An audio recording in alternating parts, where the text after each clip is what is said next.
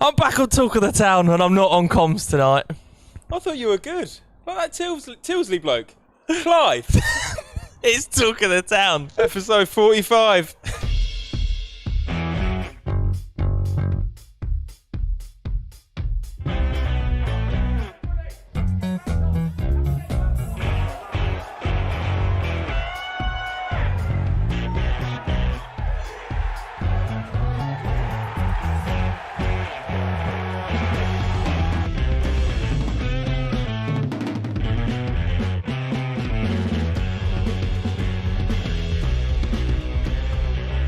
Yes, good evening. Welcome from the People's Pension Stadium to episode 45 of Talk of the Town. Can't believe we've come this far, but we have. We are here for episode 45. We've got plenty of good content tonight. A few different interviews. We've got Jack Powell coming up, as well as Nick Tsaroulla answers your questions from the fans at home. We'll be joined by Gary, as always. Hopefully he'll bring his stat of the week. I also had a text-in stat from John Barnett, which I thoroughly enjoyed. I'll share that with you all later on. Hopefully we will have someone from Cheltenham as well to give us the Cheltenham view. But back today, back stronger, as they would say on Peter Crouch podcast, is Harry Maynard. Good evening. How Friday Night Live. That's what we should have done in the rhyme. I think that might Under be a the bit better. sunlight.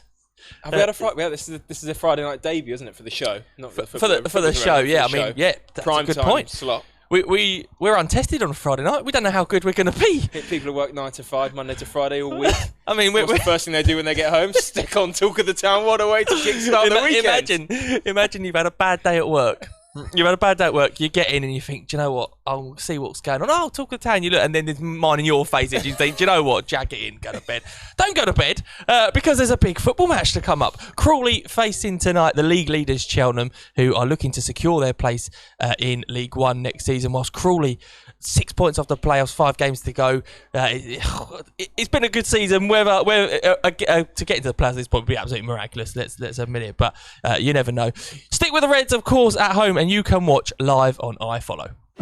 Follow in your heart, in spirit, in soul. You make every tackle, score every goal. You're part of it, wherever you are in the world. From the first minute until the last kick. Victories, heartbreaks, you're part of the fabric, the passion, devotion, supercharging emotion. For you, there is only one, abiding loyalty, togetherness that is second to none. Follow every kick, every tackle, every goal. With access to live stream games and matchday commentary, with coverage spanning the globe. Behind-the-scene content, newsletters and match highlights. There is no better way for you to get closer to your club. And with iFollow sales supporting them, no better way to show your love. When you can't be there with iFollow. Yeah, so just £10 for non-season ticket holders. Of course, season ticket holders should by now have it on your accounts already set up, ready to go. So you will get the game automatically this evening. We've just booked not one but 2 guests, haven't we, Harry? Whilst that video was playing, to come. Yeah, two. I wouldn't say big things to come. Yeah, there'll be 2 people from Cheltenham this week, top of the league. 2 people coming on. Blimey, who'd have thought it? Harry, obviously you didn't make it up to Bradford on Tuesday night, but I understand you watched at least an hour of the game. I missed the first half. I thought I'd let you settle into the commentary. I don't think I settled into the commentary. Maybe was going down. I thought, I'll boost it up a little bit. After about 15 minutes, I was thinking, if I was at home, I would 100% be turning over to the Bradford commentary. If that was me. No, I don't take any offence. But yeah, anyway. But yeah, no, really, really good result. Sort of out of the blue, really, for Crawley. Yeah, so one of those weird ones. It's out of the blue, but totally not out of the blue when you look at some of the ways we've got big and good away results so far this season. It's, if you looked at 4 points away at Southend and away at Bradford, okay, on paper you might have flipped that the other way round, but you all got to be happy with that. It's like just when you think the season might fizzle away, the team go that one step further and keep us watching, keep something to play for as we finish the end of the season. I think now we're at this stage where there's so few games left. You can't say at all that we fizzled off at the back end of the season. That was a point I was going to make. I mean, I'm being there, and I get the impression people got this at home as well, because there was a lot of comments sort of online on social media. Even though the game in theory for us, Bradford, you felt like had more to play for than us. We fought, and it was there was a few tackles going in, and we really battled Joe McNerney, Jordan Tunnicliffe, really heroic at the back, and it was like what really impressed me was that John Yems and Lee Bradbury had managed to get those boys so fired up for that game, having been on terrible form beforehand, really, that we'd struggled for form before going into Tuesday, but to get them so fired up and to go out and produce the performance they did was really pleasing. Yeah, and I think that when you go to places like Valley Parade, half the time the team talk should take care of itself. Obviously, yes, different with no fans in there. There could have been sort of 15,000 there. But I think if you can't get yourself fired up to go play, professional football at a stadium like that, go get a result, you shouldn't really be in the game. I think, and again, it comes back to look at the places where we've gone and got results, the Boltons and places like that. Tranmere's, we've gone to some of the big hitters in the league and not just nicked a point. We've convincingly beaten sides. It's something I've never seen since we've been in the Football League. And we're going to look ahead to tonight very shortly, but that bodes well for the fixtures we've got remaining, because we've got a tough run of games. I mean, off the top of my head, we played Cheltenham, top of league tonight. We played Newport County away. The old League Two computer Tuesday. didn't like us. Newport County away on Tuesday, and then I think we play. Who else we've still got to play? We've still got to play Bolton, Stevenage, who have been in good form, and somebody else as well. Forest Green. Hey. Fixture list, not in order, but yeah, tough run of games, but actually it might actually suit us. Yeah, and I'm always weirdly more confident going into the games against the so-called better teams. I mean, you said to me before we started, you think Cheltenham will probably play a similar way to how Bradford played, which could play into our hands. Do you know what I mean? Yes, it's a quick turnaround of games. Yes, they'll, once we clear the 70th minute, the legs might start to go a little bit. But after such a good win, going into a home game against the league leaders, you've got to be, just as up for it as you were on Tuesday. It could be a really, really good week in the season for Crawley. Yeah, absolutely. Well, before we get the view from Cheltenham and start looking ahead towards tonight's game, let's take a look back at those highlights from Tuesday night.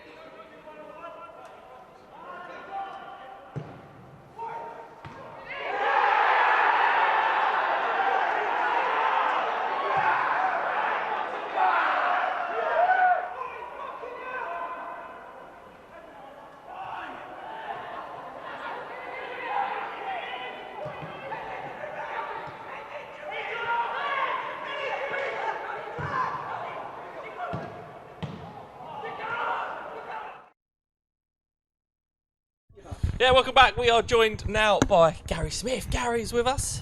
How are you, Gary? I'm very well, thanks, Joe. Yeah, how are you? I'm good. Enjoy the commentary on Tuesday evening? He's going to get pelters from everywhere. Yeah. Do you know what? Some people have been quite complimentary. I've heard the goals. I didn't hear the whole thing, but I've heard the commentary of the goals. It was great listen. It was fine. You didn't miss much, Gary. It was all good. It was all good. There was not as easy as some people think, though, is it? No, do you know what? That is the one thing I've been telling people, and the thing that I found hardest was that I don't know the Bradford. I'd done so much research. I'd spent a good 3 or 4 hours researching Bradford and all sorts of things. It's all well and good. When you get there in the game, you're like, right, someone passed it, and I'm like, well, he's number 5, and then I'm looking down and going, number 5, Noel Canavan. And by the time there's been 3 other passes by the time I've worked out who number 5 is. They've also got a lot of double-barreled names, haven't they, in the Bradford side? Yes, it takes a while to say their names, and then Dawson's cousin. Or something, yeah, cousin Dawson. Yeah. Well, anyway, let's move very swiftly. Well done, anyway, mate. Yeah, well done. thank you very much. Thank you. Yeah, I mean, I've got a face for TV rather than radio. I think. Record as well on commentary. Yeah. Well, there was a few. I know. I'm thinking of people saying Gary and Harry out, but we don't want to go down that. I've heard those rumours. I've heard those. There's fans outside. You know that? Yeah.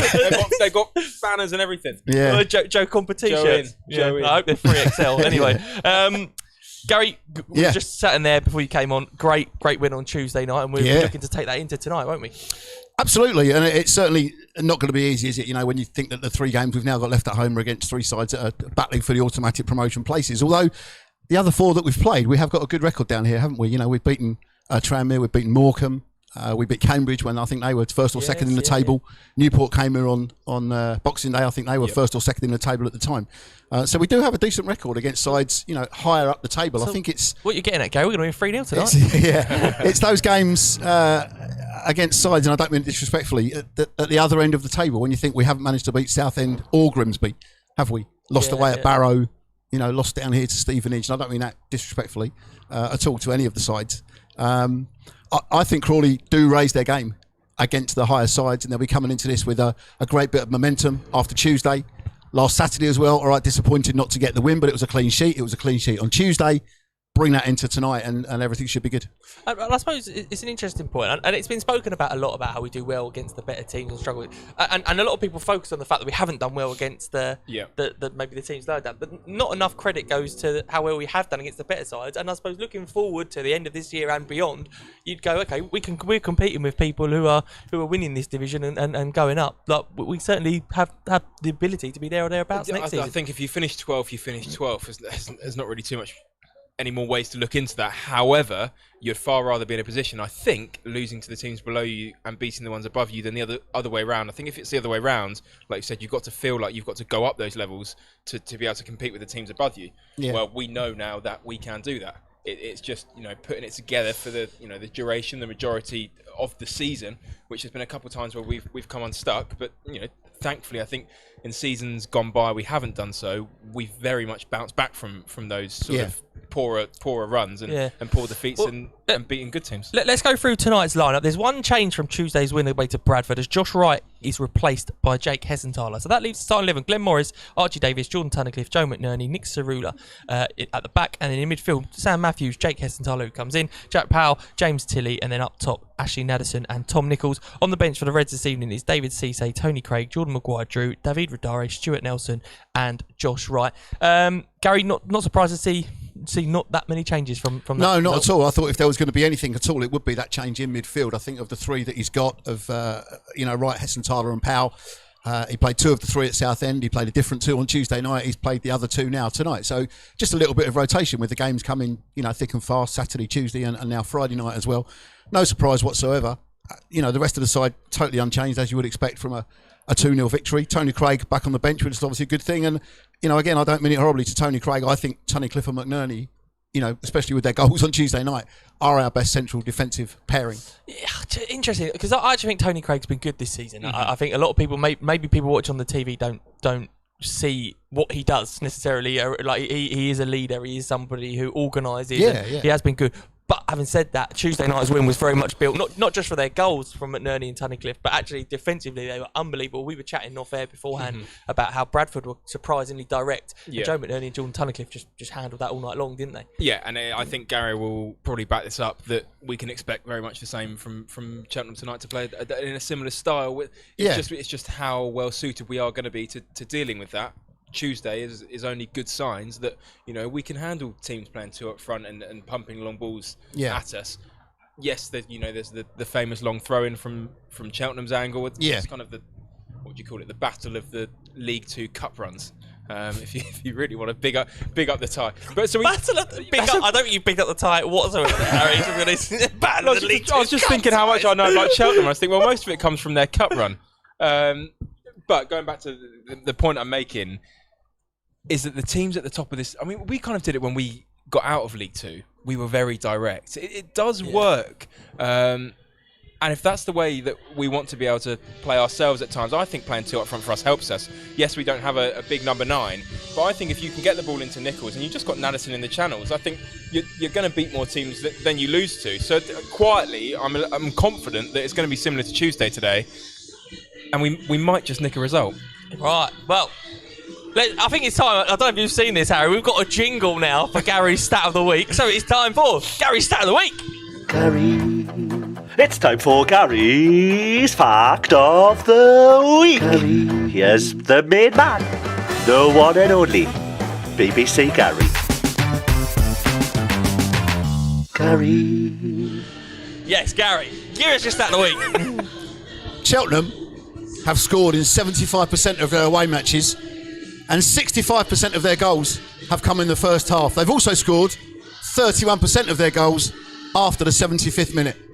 Okay. There's a lot to take in there. So that suggests to us that Cheltenham start games well and they end games well. That's what I'm taking from that. But they're not particularly good between the 45th minute and the 60th minute or 70th minute, wherever it was. So if you do tune into I Follow, do it in that 15-minute window. Exactly. Have an extra long half time. Just forget the rest of it. Just get tuned in for that. I think, just looking back though, Joe, as well, when you think back to the game at Cheltenham earlier in the season, yes, I know it goes down on paper as a 2-0 victory to Cheltenham, but just going back to the thing about the long throw, one of those led to an own goal from Tony Craig.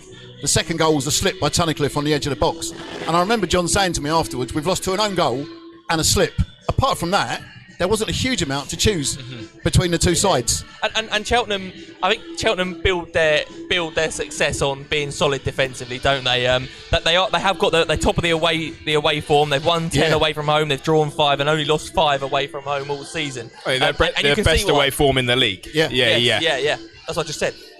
Top of the away form. Oh, sorry. I thought you said top of the table. Honestly, in a minute it'd be telling us they score like 75% of their goals away from home. They're good in the final 15 as well. Gary, finally, what's your prediction this evening?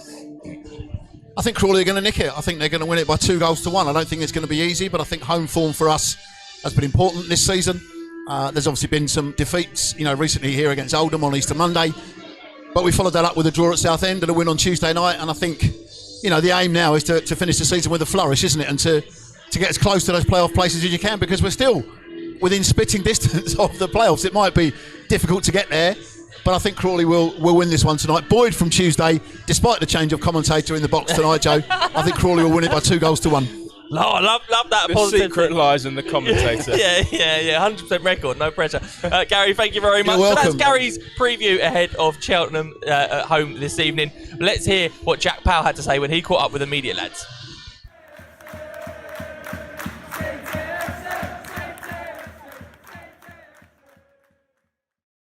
Jack, thanks for talking to us. It's Cheltenham tomorrow. How are you and the lads heading into that one? Yeah, all good. Obviously, confidence boost getting the win on Tuesday. Obviously, after a little while without picking up a win. So, back to winning ways and looking forward to the game. Test ourselves again against one of the top sides in the league. So, we can't wait, really. Yeah, real tough battling performance on Tuesday night, but we got on just rewards. The lads were absolutely brilliant out there.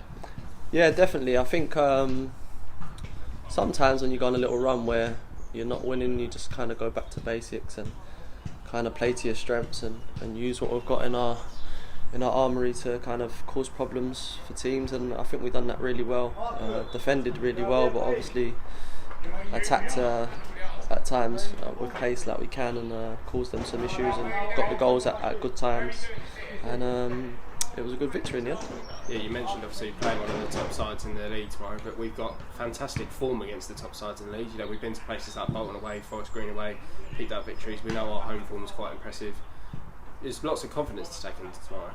Yeah, definitely. I think it's been a bit of a strange one in terms of obviously beating a lot of the top sides and then kind of not managing to get the results that we would want against the teams below us. So obviously we've got to use that now at this stage of the season with playing a lot of teams that are above us in our last 5. So we use that, take confidence from it. Obviously something going forward, possibly next season, something we need to work on in terms of picking up points with teams below us, but we'll certainly use that as as a confidence boost going into the last 5 games. We've seen a great dynamic in midfield, and for most of the season it's been you and Jake. But obviously Josh has come into the side now after January, but it's been great to see you guys working as a 3, sometimes working as a 2. It's nice to see them. It's healthy competition, is it, I suppose? Yeah, definitely. I think that kind of we had some competition obviously earlier on in the season, and then eventually you kind of find your feet, and the team gets picked accordingly. So me and Jacob obviously played a lot of games together, and obviously, like you say, Josh was brought in, and we've got some competition from January, and then recently obviously we've all kind of played together. Either of us have had like a little rest in the last couple of games or whatever, because we've played a lot of games, and it seems to work quite well, to be fair. So hopefully we can kind of rotate it like we have, and get the best out of all 3 of us. Yeah, you mentioned there a lot of games. It's been absolutely manic this season, but it's sort of finally starting to sort of wind down. There's only 5 games left, and I suppose it's just a case now of picking up as many points as we can, taking in that confidence, and seeing where we end up at the end of it, I suppose. Yeah, we was talking about the running earlier between a few of the lads, and just saying, I think like, is it the last 2 games of the season we actually have no midweek game? I think so. Yeah. And I was surprised. Like, you just expect that there's going to be Tuesday games coming, but obviously with only 5 to go, like, start spreading out again. But yeah, we'll just finish as strong as we can. Still with obviously a glimmer of hope. So if we can keep putting the wins on the table, and put a few together, you just never know where you're going to be. I think teams start feeling the pressure, and there's going to be slip-ups along the way from other sides as well, and you've seen that probably in recent weeks where you'd expect teams to win, and maybe winning games they wouldn't expect to win, and then losing games they wouldn't expect to lose. So I think it's wide open at the minute. We just got to worry about ourselves, put the wins together, and see where we go. You know, obviously we've mentioned some of the top sides that we're playing in there. We've got the chance to do people like Forest Green. We got the chance to do the double over them. We've got the chance to do the double over Bolton. It's just some really exciting games to end the season on. Yeah, definitely, exactly. We went there and we deserved to win them games, Forest Green and Bolton.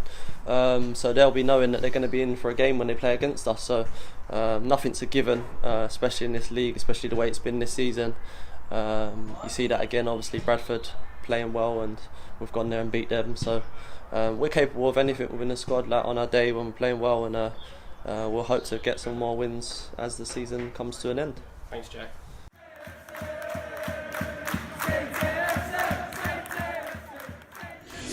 Welcome back. We're joined now by John and Rich from Cheltenham. We got a double, a 2. When you're top of the league, you know, you carry some weight. You travel in numbers. But we were just saying over there about how well you've both done.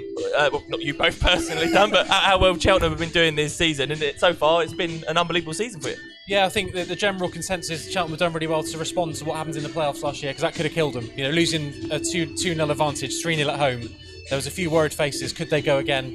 Luke Varney left. He was a big player for Cheltenham last season, but they've surpassed it and right up there again, and look like they can go one step better. Hopefully. Was the expectation that you would continue as it was last season, or were the fans maybe thinking, "Oh no, we've just had one good season. Let's just go back to normal the following year"? Or was it expected to push on? I think last season definitely raised the expectations, obviously, because Cheltenham have struggled for a few years before that. But I think fans, yes, expected to be up there again, but budget-wise, they're still not anywhere near, top of the table. So I think they are overachieving because of what they did last year. The fans could see Duff was building something. I think they expected it again, really. Expected to challenge again. And I think a lot of people know about the strengths of Cheltenham. Like, having seen Cheltenham last season and then watched the game at your place earlier in the year, it's obvious the strengths of Cheltenham. They play typically 3-5-2. The centre backs are organised, defensively solid, lethal from the long throw. People know about it, but they can't stop it, can they? I even wrote on Facebook when you played Man City in the Cup, because obviously not many of my friends know about Cheltenham. I wrote, you watch Cheltenham long throw, they'll definitely score. And then they did, and I was like, yes, that's me. But yeah, all right. But yeah, no, like, it's effective the way that Michael Duff's got them playing. Yeah, I think effective is the word. So both in and out of possession, there's so many different ways of playing. So we can play some nice football, we play out from the back, but we can also be direct. The long throw is the perfect example of that.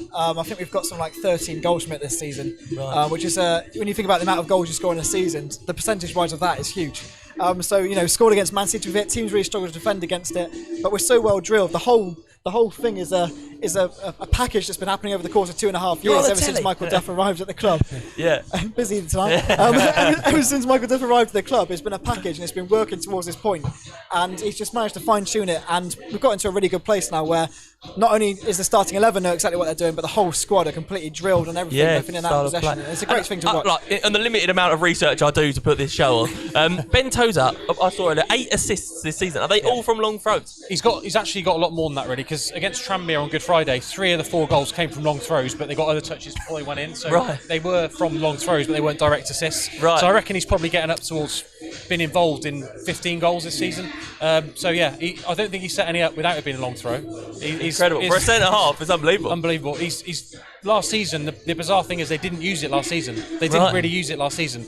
He sat down with Michael Duff in the summer and Duff said, I want to use it more next season.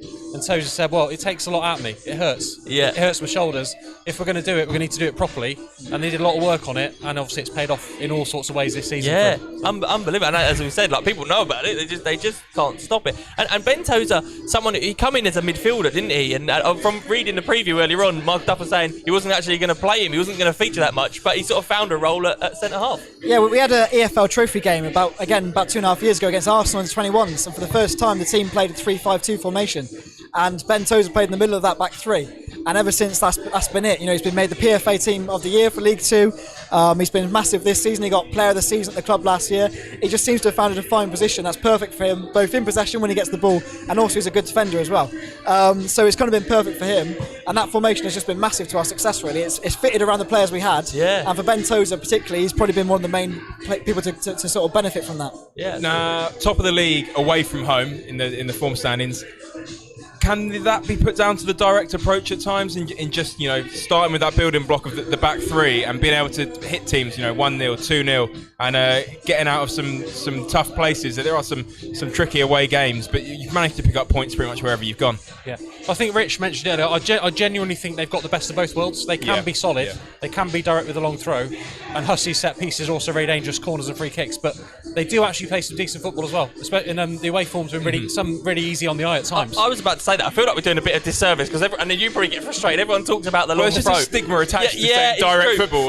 But actually, like, I can remember watching Chris Hussey earlier in the season and thinking, player, like, you got Matty Blair out the other side. You've got players who are good footballers as well. Yeah, the wing backs, both those two, they're probably. Tozer's been vital in the middle of the back three and with his long throws, but those two wing backs are a massive part of how Cheltenham play. I think Hussey's easily the best in the division in his position. Blair came in last summer, having left Doncaster, and he's a different player to Hussey, but equally as important. They've both been brilliant. Yeah, absolutely. Yeah, the wing-back areas are massive. I think we've noticed sometimes in maybe EFL Trophy games where those players have changed, often you rest players, and it's not been the same fluidity as a team, but it just goes to show how important Chris Hussey and Matty Blair have been for Cheltenham this season. Yeah, unbelievable. And obviously 6 games to go for you boys. I think you're 6 points clear of into the automatics at the moment. A win tonight would take you 9 points. Obviously, we're hoping that doesn't happen. But really, I suppose 3 wins out of the next 6, and you should be all right in League One next season. Yeah. Well, it puts us in a great position. I think we obviously away here this evening, and then Stevenage away on Tuesday. 2 big games. Hopefully, if we could do it, it'd be brilliant. Obviously, you guys would be hoping us to do it this evening. Yeah, absolutely. But it'd be brilliant for us. I think if we drive back to Gloucester this evening with 3 points tonight, then we'd put ourselves in an incredible position to really get an automatic promotion spot, definitely. Yeah, absolutely. Well, boys, all the best. Score predictions? Oh, yeah, go on, score predictions. I'm feeling pretty confident. Crawley done well to keep themselves in the hunt. We did a little chat before the game. We still think there's a sniff of the playoffs. Probably got to win every game. Come out and be quite adventurous tonight. I think Cheltenham will just about edge it tonight. I'll go 2-1 Cheltenham. I'm going to copy John and go for a 2-1 as well. Am I allowed to copy? Not one in the last 3 away games, though. Hey? We'll change the prediction now. All right. See what they come back with. Fellas, thank you very much. Cheers, After guys. tonight, good luck for the rest of the season. Cheers. And fingers crossed you boys are in League One next year. Spoke there a little bit about how Crawley got on away at Cheltenham earlier in the season. Let's take a look back at that game.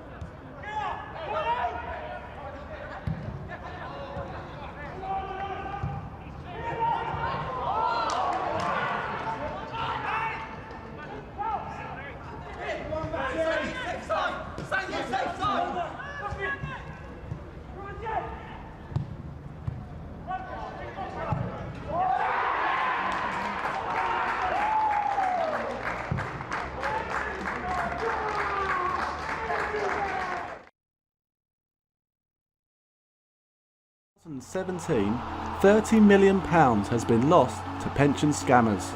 That's about 26,000 Premier League season tickets. During these uncertain times, it's more important than ever to defend your hard-earned money. Be on the ball to anyone contacting you out of the blue.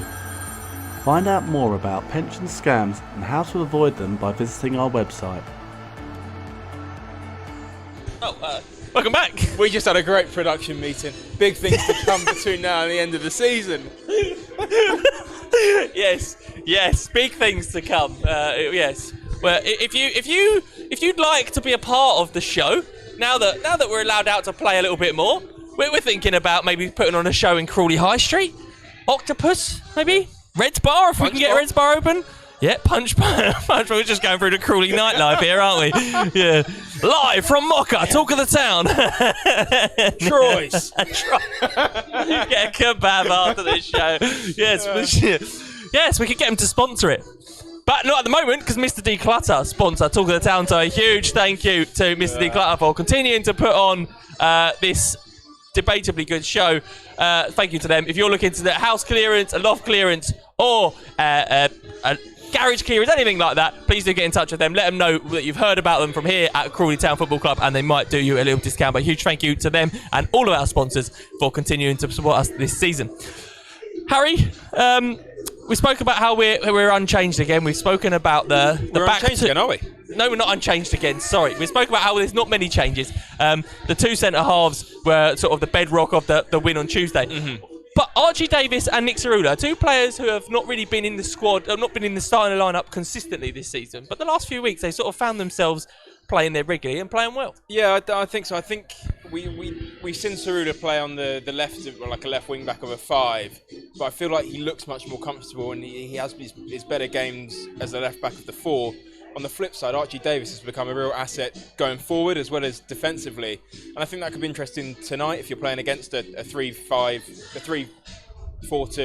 What? Is that 3-5-2. 3-5-2. I was right the first time. Rubbish, if you're playing against a 3-5-2, but I think the wide areas will be key. We heard the Cheltenham guys say how good they are in those areas. So I think it makes sense to keep your traditional right backs, right mids, left back, left mids, and try and double up on them and catch them out going forward. And I suppose it's two parts of it really, because obviously, as I said about Nick and Archie, they're going to have to defensively be bang up for it tonight with Blair and Hussey, two of the players who've done that all season in that formation. They do look to overload out wide.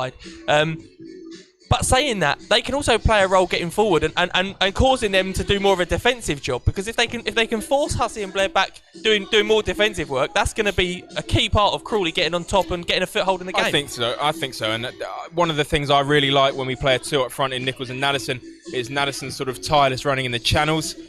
Them playing wing backs, it kind of just encourages that to play it in behind. If they've got forward, there'll be lots of spaces out wide. So there might be times of this game, 15, 20-minute spells even, where we might be under it a little bit, but we will be able to turn them as they push the extra man on. You look nervous. What's your name? Come here, quick, come here. What's your name? Joe. Joe's my name. Tell us about. So this is really off the cuff. What's it like? Yes, Mike. Get Joe in the mic. Sorry, anything goes here. There you go, Joe. You're on the telly live. Ball boys, the role's changed, hasn't it, this year? It's not just about returning the balls. Tell us what you have to do as a ball boy nowadays. You have to hand sanitize the ball. So every time the ball goes off, you have to clean it and give it back. Yeah. What'd you do? Do you go to school, Joe? Yeah. Are you a Crawley fan? Yeah, and Arsenal. You're a Crawley fan? Yes, he's a Crawley fan, everybody. And Arsenal. Arsenal could win last night, so you're hoping for a double. Yeah. Oh, there you go. I've got nothing else to say, Joe. Thanks for joining us. Thanks. I'll let you carry on to whatever you're doing. Thanks. Don't know why I got the urge to do that. I just did. That was Joe for the ball boy. We've heard from Joe. We were just there talking about Nick Tsaroulla and Archie Davis. The fans wrote in some questions and they put them to Nick Tsaroulla earlier in the week.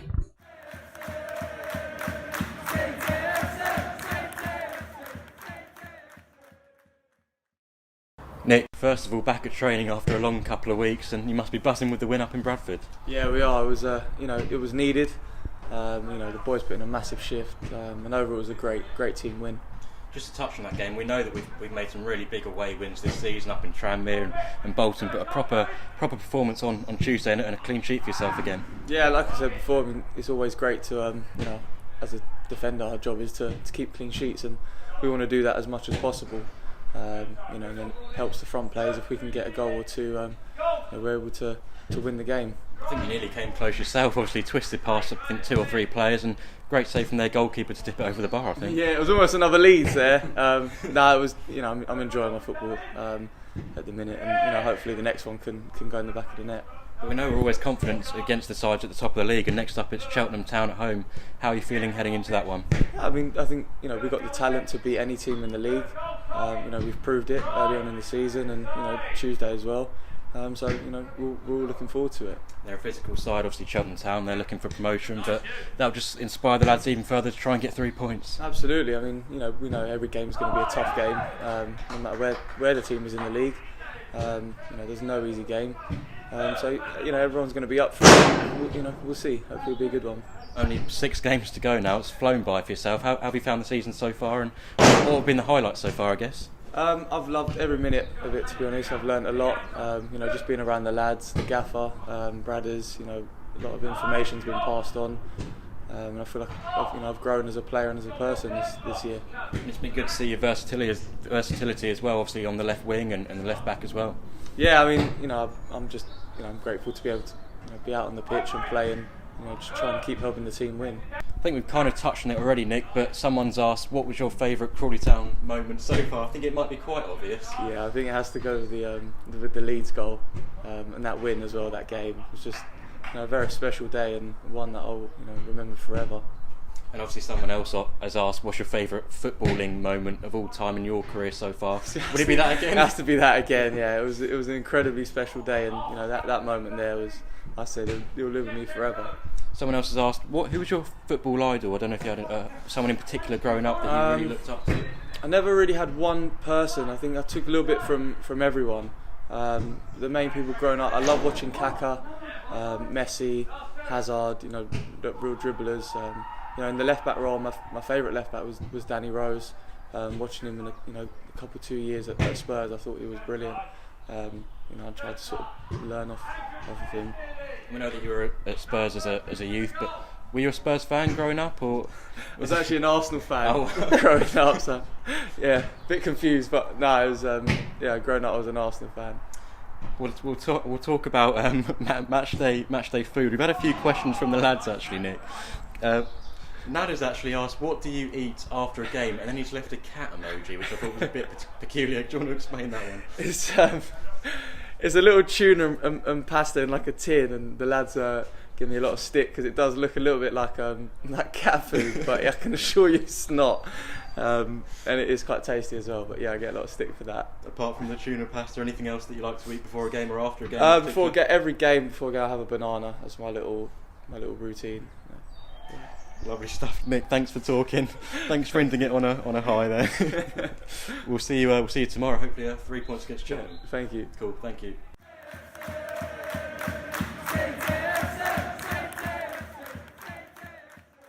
Yeah, that was Nick Tsaroulla there. Thank you to everyone for sending in the questions for Nick. He's had a good season, Nick. He's not featured maybe particularly heavily, but he had the big moment against Leeds. He's coming strong at the end of the season. He will always have Leeds. Always have Leeds. And that's interesting. That's what, reading the preview from Michael Duff earlier on, he was saying that he basically said any side that beats Leeds 3-0, and he's saying he's watched us quite a few times this season. He was saying Crawley are a good side. He said they're just a bit inconsistent, and he said we have to prepare for Crawley's best side because if their best side turn up, it's going to be a tough game. And I think that's probably a fair reflection. I think so. I got excited when he said he watches us. I thought, blimey, there's doing your research and there's doing your talk of the town research. No. But no, he's hit the nail on the head, really. I was told that Dan Walker watches us, apparently. Yeah, evening Dan. I'm sure he's really impressed. Yeah. I think there's a pig flying out there somewhere. Hi, Dan.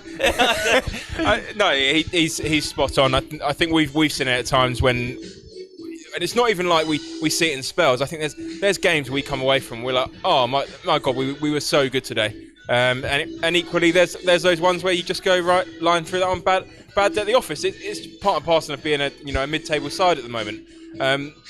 Thankfully, I think we put in the better performances on a more consistent basis than we do the poorer ones. And whatever happens in the next 5 or 6 games, we've got a great platform to take into next season when the fans are back. Well, I'm feeling positive today after Tuesday. I reckon Crawley are going to win this game. I'm going to say Crawley 2, Cheltenham 1. I think 1-0. Raglan is going to score for Is Cheltenham. he? You think that? Nichols is going to get one for us, and Jack Powell's going to get the other, just to let you know. What do you reckon the score's going to be? 1-0 Crawley. 1-0. You're going 1-0 Crawley And as Raglan's well. going to hit both posts and the bar.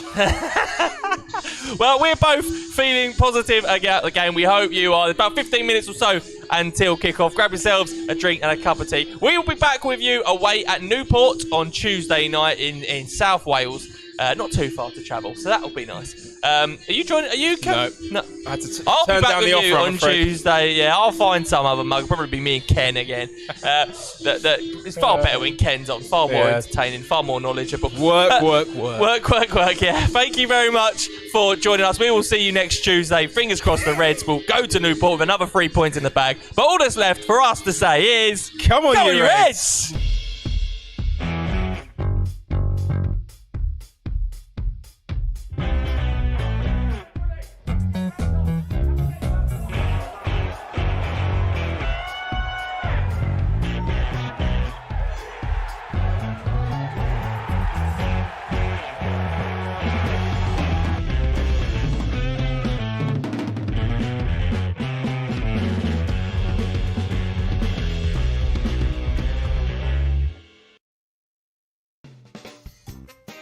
What a show!